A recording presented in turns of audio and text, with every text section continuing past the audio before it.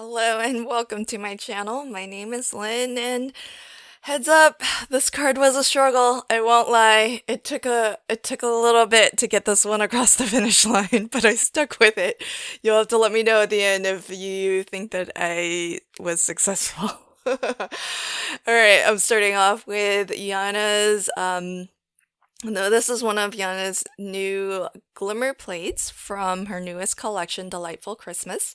It's the holly background, and what's great about it is that it's gorgeous on its own, but you can also get it, and I think it's sold as a bundle too if you're interested in getting the two together. The coordinating stencils that come with it help you to easily and quickly color in the stencil design. There are four different stencils, and I was trying to orient myself and figure out which does what. Initially, when I just saw that it was bundled with stencils, I just assumed that it would be a layering stencil in the sense that, you stencil down one layer and it's maybe your highlight layer, and then you add a different stencil on top, and it colors in the same image, but just a smaller portion of it so that you can add some depth and dimension and more shadows. That's actually not how these work, and I kind of like this option for, I guess, different reasons. They're both nice. I do think I kind of like this one a little bit better. Only because you can actually get a wider variety of looks, and it's a lot easier because you don't have to worry about masking off certain areas. And the reason is because each stencil actually colors in a different portion of the background design. So for example, this one, it colors in the foliage that's not the holly leaves, because there's a nice mix of foliage in this background, and so it's coloring in the leaves that are just like a little bit more rounded, I guess. I don't know from what plant that is, but what's cool is that it's coloring it in a very almost like an abstract way, because it's not. And that's what took me a little bit of time to figure out as I was lining this up, because the opening to the stencil actually doesn't match 100% the open area of the glimmer design. And so it's a little bit artistic in a sense too because of that. And so as I'm working through each of the four stencils that coordinate with this glimmer background plate, I am just selectively able to selectively color in certain areas. And so what that means is that you can use one by itself, you can use any combination of the four. I'm actually going to use all four. And what I like that about how this has been designed is that even if you use all four, it still actually leaves some of the glimmer design not colored in. And I'm not just talking like the background, but some of the imagery actually isn't colored in. So I like that because it still gives you a lot of contrast between what you have colored in and what you haven't colored in. And what I was able to do is actually, even though I am inking through with the same ink pen, I was able to get a little bit of color variation. And that's just, that's achieved by just going in either a little bit more heavy-handed with the ink or a little bit more light-handed. And in some cases, going into the same areas a second time, just to deepen or darken the that area.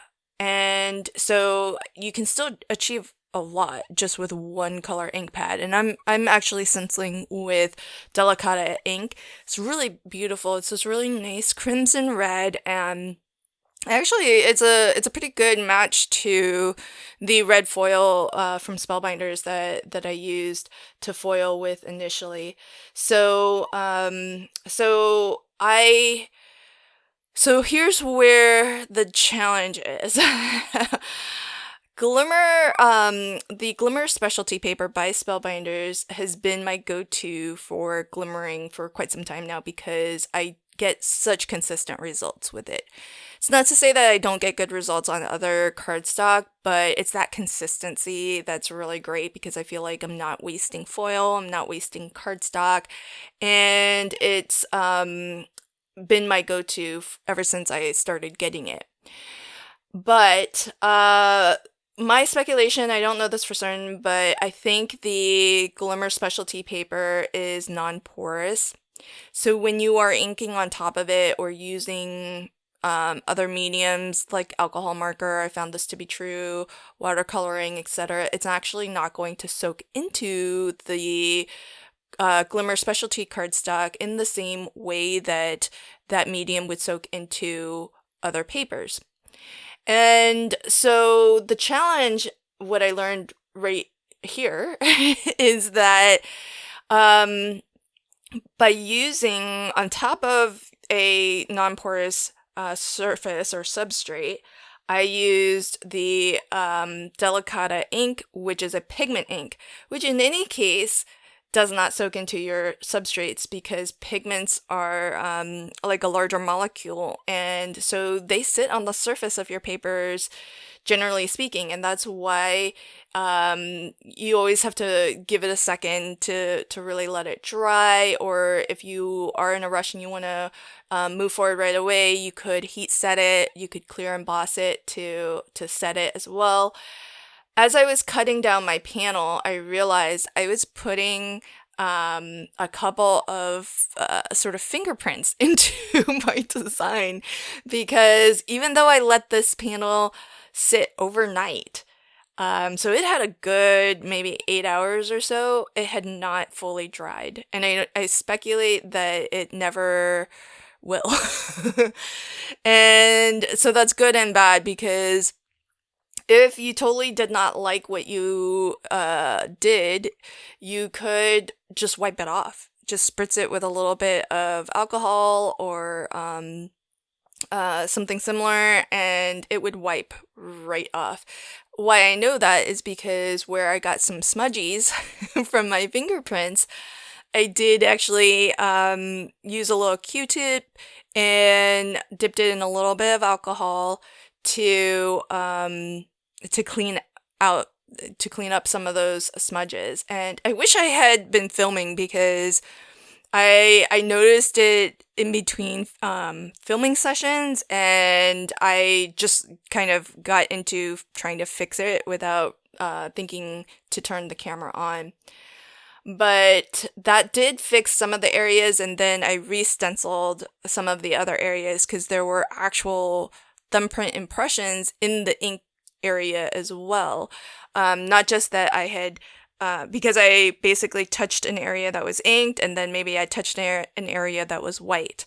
Well, the alcohol and Q-tip helped clean up the areas that were meant to be white, so I was able to wipe off ink where I did not want it, but I still had some fingerprint impressions in areas that were inked. And in some cases what I did was I just wiped that area clean too and then re-stenciled, and then in other cases I just stenciled right over again and just added another layer.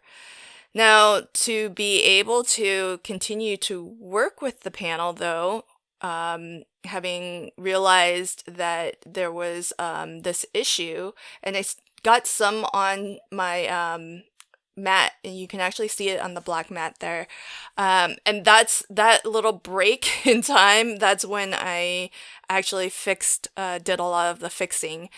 What I did after the cleanup was to clear emboss that panel in order to set the ink. So when I went to apply heat though, it kind of speculated that this would be the case, but the Glimmer specialty paper did begin to warp on me because it's not, because it is it feels very much like a plastic-like material. And so even though it's heat resistant, it's meant to go through the Glimmer, and I had my heat gun on a low setting, there was still a little bit of warping. And so it did buckle a little bit, but I was able to smooth it out mostly as I was very liberal with the adhesive when I applied it to my card panel. But it was a challenge. I don't know that I would recommend doing this again because there was quite a lot that needed saving on this card.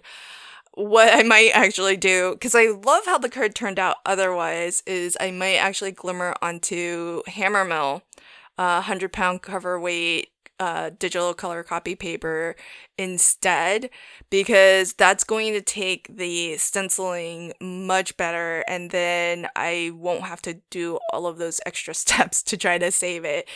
But I do love how the card turned out in the end. There are some imperfections, but it's still a very lovely card, and it has all of that shimmer and shine from the foiling and from that beautiful pearlescent delicata ink.